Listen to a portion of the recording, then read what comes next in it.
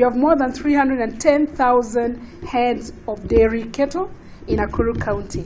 Maneno ya mifugo, maneno ya maziwa ndio namba moja katika kusupport economy of the county. Last year, Mr. Chairman of the Agriculture Committee, I'd like you to note that we were able to sell the recorded amount of milk, 290 million liters of milk, 107,525 liters. That is the amount of milk, the statistics we have for the sales of last year.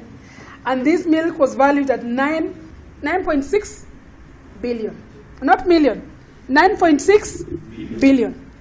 That is the worth of the milk in Nakuru last year. That's a huge economic boost.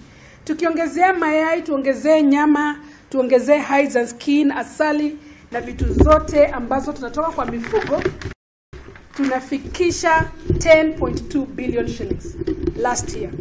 Wengi ambao wameanza kuharibu soko si ni brokers. Tumeanza kuona kuna maziwa ambayo inatoka upande wa Uganda inaletwa hapa kwetu. Sivyo?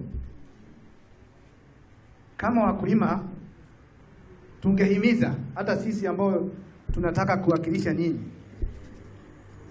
Tungetaka serikali yetu kuu iweze kuongeza import taxes. Kabisa ziwekwe juu hata kama zitakuwa 100%. Ama sivyo?